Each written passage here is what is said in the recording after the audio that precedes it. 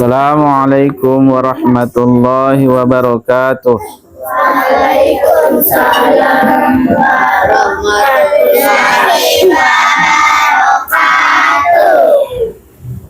Innal hamdalillah nahmaduhu wa nasta'inuhu wa nastaghfiruh wa na'udzu billahi min shururi anfusina wa min sayyiati a'malina. May yahdihillahu fala mudhillalah wa may yudlilhu fala hadiyalah. Asyhadu an la ilaha illallah wahdahu la syarikalah wa asyhadu anna Muhammadan abduhu wa rasuluh. Ya ayyuhalladzina amanu taqullaha haqqa tuqatih wa la tamutunna illa wa antum muslimun.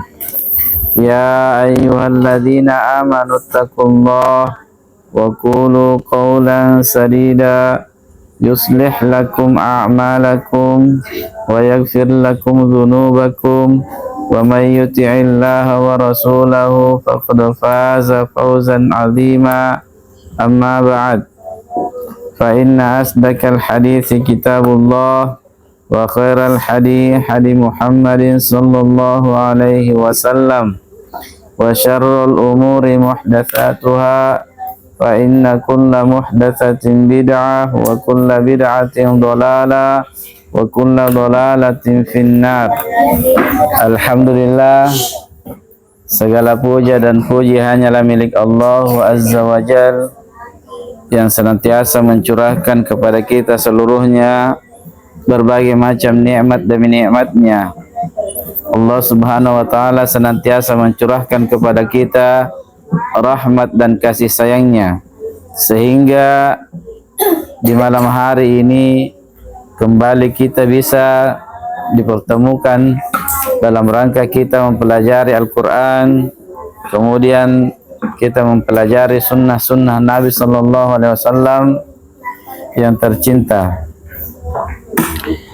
Baiklah adik-adik sekalian, insyaallah ta'ala malam ini kita akan melanjutkan pelajaran kita, yakni kita akan membacakan kitab Sirah Nabawiyah, kisah hidup Nabi Sallallahu Alaihi Wasallam yang sangat indah, di mana kita tidak akan pernah mendapati kisah seorang manusia yang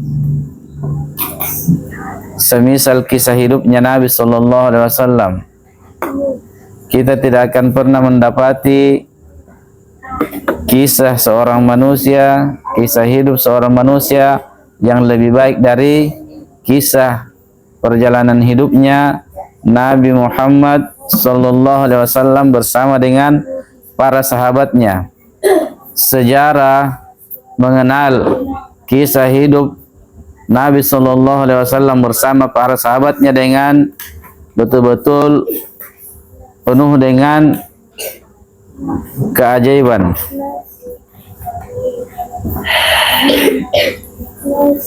Dan kita akan melanjutkan pelajaran kita ini.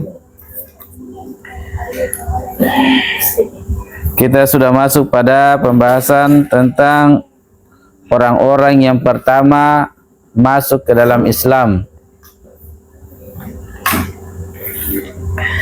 Ketika Nabi Sallallahu Alaihi Wasallam mulai menyampaikan dakwah, beberapa orang yang telah Allah Subhanahu Wa Taala tetapkan memiliki kecenderungan untuk bersegera menuju kebahagiaan dan kebaikan, segera beriman kepada Nabi Sallallahu Alaihi Wasallam. Yang pertama-tama beriman kepada Nabi Sallallahu Alaihi Wasallam dan membenarkan kerasulan beliau adalah tentu saja secara mutlak adalah istri beliau, yakni Khadijah Ummul Mukminin, Khadijah bintu Khuwailid radhiyallahu taala anha. Khadijah benar-benar mengetahui kabar tersebut, kabar gembira ini, dan beliau mendengarnya secara langsung. Benar-benar telah menyaksikan cahaya kenabian serta kabar-kabar gembira kerasulan. Ia pun menyaksikan sendiri apa yang dialami pada diri Nabi sallallahu alaihi wasallam ketika turunnya ayat-ayat pertama dari surah Al-Alaq. Kemudian disusul dengan turunnya surah Al-Muddatsir, yaitu wahyu yang kedua. Maka secara naluri ia menjadi orang yang pertama-tama beriman kepada Nabi sallallahu alaihi wasallam. Jadi orang yang pertama beriman kepada Nabi sallallahu alaihi wasallam dari kalangan seluruh manusia adalah istri beliau Khadijah bintu Khuwailid radhiyallahu taala anha. Di mana kita bisa melihat kalimat-kalimat keimanannya ketika datangnya Nabi sallallahu alaihi wasallam dari Gua Hira. Setelah Nabi sallallahu alaihi wasallam menerima wahyu pertama, maka Nabi sallallahu alaihi wasallam pun mendatangi Khadijah lalu mengatakan kepada Khadijah, selimutilah aku, selimutilah aku, selimutilah aku. Kemudian Nabi sallallahu alaihi wasallam menyampaikan kepada Khadijah tentang apa yang beliau alami di Gua Hira. Maka Khadijah pun radhiyallahu taala anha langsung meyakini bahwa tidak mungkin Nabi sallallahu alaihi wasallam dihinakan oleh Allah Subhanahu wa taala. Langsung Khadijah radhiyallahu taala anha membenarkan risalah yang diturunkan kepada Nabi sallallahu alaihi wasallam, karena sebelumnya Khadijah sudah mengetahui bagaimana kemuliaan sifat-sifat Nabi sallallahu alaihi wasallam. Sebelumnya Khadijah radhiyallahu taala anha sudah mengetahui tentang akhlak-akhlak yang mulia yang dimiliki oleh Nabi sallallahu alaihi wasallam. Dari sinilah kita dapat mengetahui bahwa orang yang pertama-tama beriman kepada Nabi sallallahu alaihi wasallam adalah Khadijah radhiyallahu taala anha. Walaupun ada sebagian kecil yang berpendapat bahwa orang yang pertama beriman adalah Waraqah bin Naufal. Akan tetapi pendapat yang paling masyhur adalah yang pertama yang beriman kepada Nabi sallallahu alaihi wasallam adalah Khadijah radhiyallahu taala anha. Kemudian orang yang kedua beriman kepada Nabi sallallahu alaihi wasallam setelah Khadijah adalah Waraqah bin Naufal radhiyallahu taala anhu. Kemudian seterusnya Nabi sallallahu alaihi wasallam bergegas menuju sahabat karibnya, sahabat terdekatnya, yaitu orang-orang yang Nabi sallallahu alaihi wasallam mengetahui bahwa orang tersebut memiliki kebaikan padanya. Orang tersebut akan mengimani apa yang Nabi sallallahu alaihi wasallam sampaikan kepadanya, yaitu sahabat terbaiknya Nabi sallallahu alaihi wasallam adalah Abu Bakar As-Siddiq radhiyallahu taala anhu. Jadi Abu Bakar As-Siddiq radhiyallahu taala anhu adalah orang yang ketiga beriman kepada Nabi sallallahu alaihi wasallam. Maka Nabi sallallahu alaihi wasallam segera mendatanginya untuk mengabarkan tentang apa yang Allah Subhanahu wa taala turunkan kepada beliau berupa kenabian dan kerasulan. Lalu Nabi sallallahu alaihi wasallam pun mengajak Abu Bakar untuk beriman kepadanya. Maka Abu Bakar pun beriman tanpa bimbang dan ragu. Segera Abu Bakar mengimani kenabian dan kerasulannya Nabi sallallahu alaihi wasallam tanpa ada di hatinya sedikit keraguan. Betul-betul dia langsung beriman kepada Nabi sallallahu alaihi wasallam.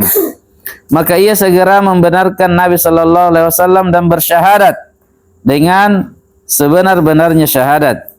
Maka ia pun menjadi orang yang pertama-tama beriman secara mutlak dari kalangan laki-laki. Kemudian Abu Bakar radhiyallahu taala anhu ini adalah orang yang lebih muda 2 tahun dari Nabi sallallahu alaihi wasallam, yaitu usianya lebih muda 2 tahun dari Nabi sallallahu alaihi wasallam, dan beliau merupakan sahabat karib Nabi sallallahu alaihi wasallam yang paling dekat. Abu Bakar adalah orang yang betul-betul mengenal Nabi sallallahu alaihi wasallam baik dari dalam dan luar pribadinya Nabi sallallahu alaihi wasallam. Maka keimanannya merupakan seadil-adilnya orang yang menyaksikan kejujuran Nabi sallallahu alaihi wasallam. Jadi Abu Bakar ini radhiyallahu taala anhu adalah sahabat Nabi sallallahu alaihi wasallam yang betul-betul sangat tinggi kedudukannya dalam Islam. Beliau adalah manusia terbaik di umat ini. Bahkan beliau adalah manusia terbaik dari kalangan seluruh umat para nabi. Dari umat-umat nabi terdahulu pun Abu Bakar radhiyallahu taala anhu adalah yang terbaiknya dari seluruh umatnya para nabi.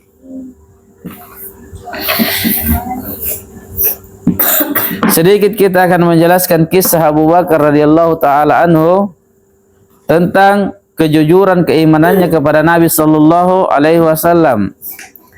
Ketika Nabi sallallahu alaihi wasallam diberangkatkan oleh Allah Subhanahu wa taala dari Masjidil Haram ke Masjidil Aqsa, kemudian Nabi sallallahu alaihi wasallam mi'raj ke langit, kemudian bertemu dengan Allah, diberilah Nabi sallallahu alaihi wasallam kewajiban salat 5 waktu. Maka sesampainya Nabi sallallahu alaihi wasallam sesampainya kembali di Mekkah, esok harinya Nabi sallallahu alaihi wasallam menceritakan kepada orang-orang tentang kisah perjalanannya 1 malam. Semua kejadian itu 1 malam, dari Masjidil Haram ke Masjidil Aqsa, ke langit, kemudian kembali. Kejadiannya cuma 1 malam. Nabi sallallahu alaihi wasallam esok harinya menyampaikan kepada orang-orang ketika itu, mereka langsung mendustakan Nabi sallallahu alaihi wasallam dan mereka menganggap Nabi adalah orang yang berdusta. Karena sulit dipercaya ketika itu. Di zaman Nabi sallallahu alaihi wasallam tidak ada mobil, tidak ada motor, tidak ada pesawat. Bagaimana mungkin orang bisa melakukan perjalanan dalam 1 malam dari Masjidil Haram ke Masjidil Aqsa? Mereka merasakan bahwa ini adalah sesuatu kemustahilan. Tidak mungkin ada orang yang bisa melakukan perjalanan ini dalam 1 malam. Apalagi kalau dia naik lagi ke langit. Siapa yang akan membawa dia ke langit? Tidak ada pesawat ketika itu. Maka manusia pun mendustakan Nabi sallallahu alaihi wasallam, bahkan ada yang kembali murtad dari agama Allah Subhanahu wa taala dari kisah ini. Maka ketika orang-orang mendatangi Abu Bakar radhiyallahu taala anhu, mereka mengatakan, temanmu itu yakni Muhammad sallallahu alaihi wasallam mengatakan kalau dia dalam 1 malam saja bolak-balik dari Masjidil Haram ke Masjidil Aqsa, kemudian katanya dia dari langit juga. Prosesnya hanya 1 malam. Dengan ungkapan yang mereka mengejek Nabi sallallahu alaihi wasallam di hadapan Abu Bakar. Mereka mengatakan hal ini tidak mungkin.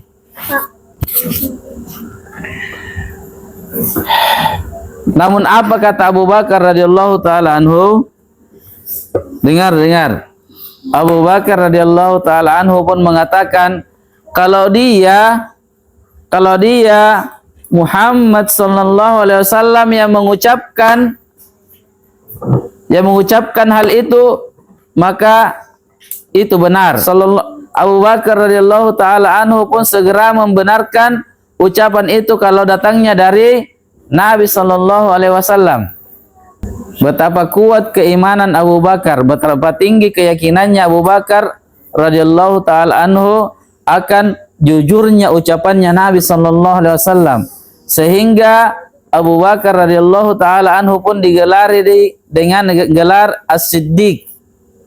Dari sinilah pengambilan gelar Abu Bakar, yaitu As-Siddiq, Abu Bakar As-Siddiq, yang membenarkan dia senantiasa membenarkan apapun yang datang dari Nabi sallallahu alaihi wasallam dan tidak pernah dikenal dari sejarah hidup Abu Bakar radhiyallahu taala anhu membantah atau tidak membenarkan Nabi sallallahu alaihi wasallam walau hanya sekali. Tidak pernah Abu Bakar menyelisih ucapannya Nabi sallallahu alaihi wasallam walaupun hanya sekali. Sehingga dari sinilah kita dapat mengetahui bahwa manusia terbaik di umatnya Nabi sallallahu alaihi wasallam, bahkan dari umat-umat Nabi terdahulu, yakni Abu Bakar radhiyallahu taala anhu. Beliau senantiasa membenarkan ucapan-ucapan Nabi sallallahu alaihi wasallam tanpa ada sedikit keraguan pun di hatinya. Bahkan hal yang mustahil pun dia lebih mendahulukan keimanannya kepada Nabi sallallahu alaihi wasallam daripada akalnya. Semua manusia ketika itu secara akal tidak membenarkan Nabi sallallahu alaihi wasallam. Namun Abu Bakar radhiyallahu taala anhu mengimani, membenarkan apapun yang diucapkan oleh Nabi sallallahu alaihi wasallam, dan beliau membuang akal-akalnya. Beliau tidak menghiraukan akalnya yang tidak sampai ke situ. Inilah contoh keimanan yang paling tinggi, di mana seseorang itu lebih mendahulukan keimanannya kepada Allah Subhanahu wa taala dan Rasulnya daripada akalnya. Ketika ada sesuatu yang Allah Subhanahu wa taala firmankan, yang Nabi sallallahu alaihi wasallam perintahkan, maka dia segera mengimaninya walaupun akalnya belum sampai ke sana, walaupun akalnya belum bisa menjangkau tentang hakikat apa yang Allah Subhanahu wa taala perintahkan tersebut. Oleh karena itu, adik-adikku sekalian, saya ingin menyampaikan kepada kalian semua bahwa perkara agama ini, perkara keimanan kepada Allah Subhanahu wa taala, itu tidak selamanya mesti dibenarkan dengan akal. Perkara keimanan itu tidak selamanya mesti harus dibenarkan dengan akal, tetapi perkara keimanan itu dibenarkan dengan keyakinan kepada Allah Subhanahu wa taala. Terkadang ada sesuatu yang merupakan ajaran agama kita, ajaran Islam, ada kadang di dalam ajaran agama Islam yang kadang perkara itu kalau kita pikirkan secara akal itu kurang cocok, kurang masuk akal.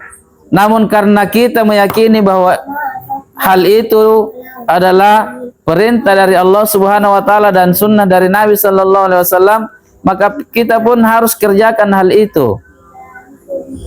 Contohnya misalnya berwudu. Orang berwudu itu membasuh anggota badannya. Namun ketika dia kentut, wudunya batal. Apa yang dia lakukan setelah kentut? Berwudu lagi. Apa yang dibasuh? Anggota badannya lagi, bukan cebok. Secara akal ini tidak cocok.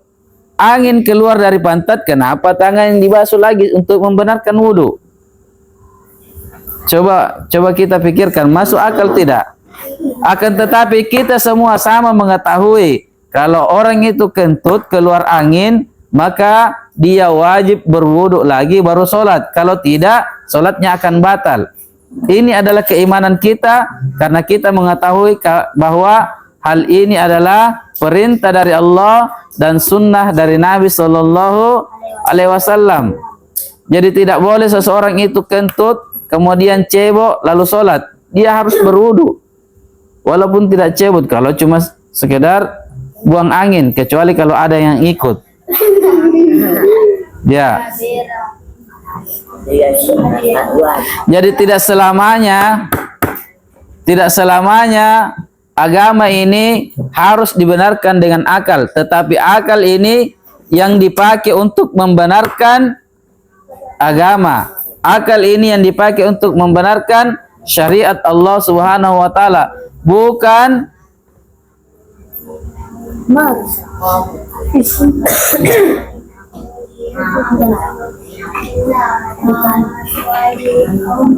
Bukan sebaliknya.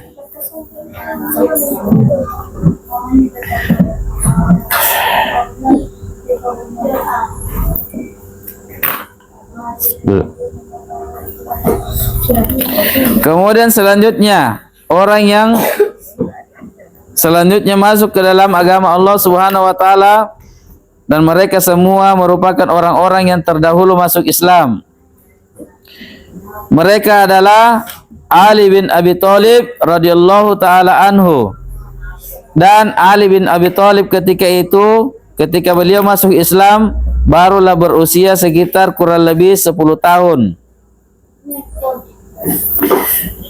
Dan Ali bin Abi Thalib ini termasuk orang yang pertama-tama masuk Islam dari kalangan anak-anak, karena beliau ketika itu masih lebih tua Rian.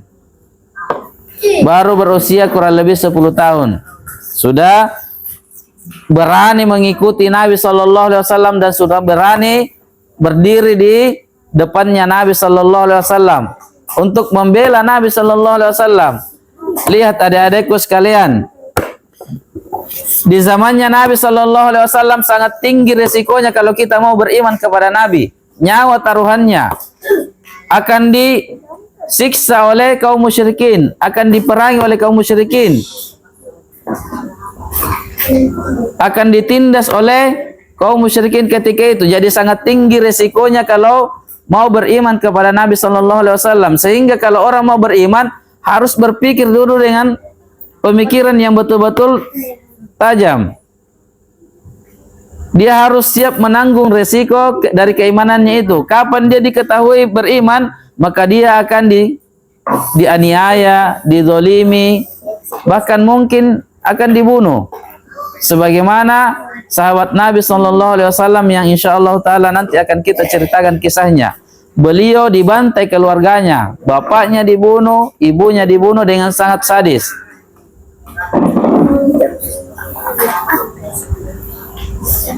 Jadi Ali bin Abi Thalib radhiyallahu taala anhu ini betul-betul seorang anak yang sangat baik, tinggi kekuatan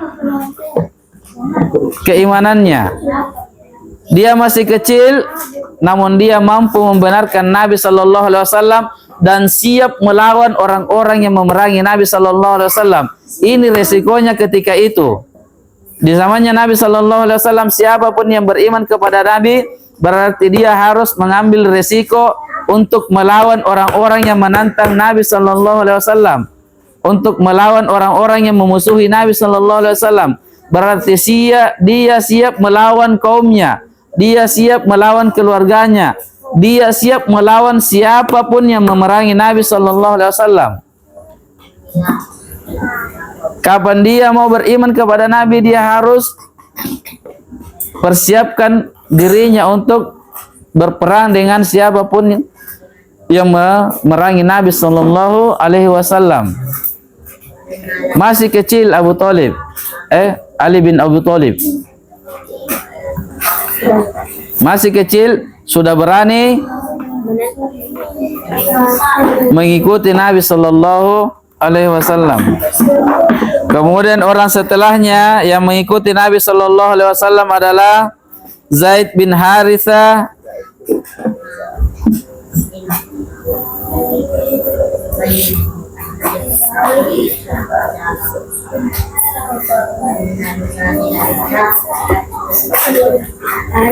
kemudian disambut lagi oleh beberapa sahabat yang sudah diketahui kemuliaannya ketika itu, yaitu Utsman bin Affan, Zubair bin Al-Awwam, Al-Asadi, Abdurrahman bin Auf, Sa'ad bin Abi Waqqas, dan Talha bin Ubaidillah. Baik, sampai di sini dulu ya. Subhanallahumma wa bihamdik, asyhadu an la ilaha illa anta, astaghfiruka wa atubu ilaik. Assalamualaikum warahmatullahi wabarakatuh.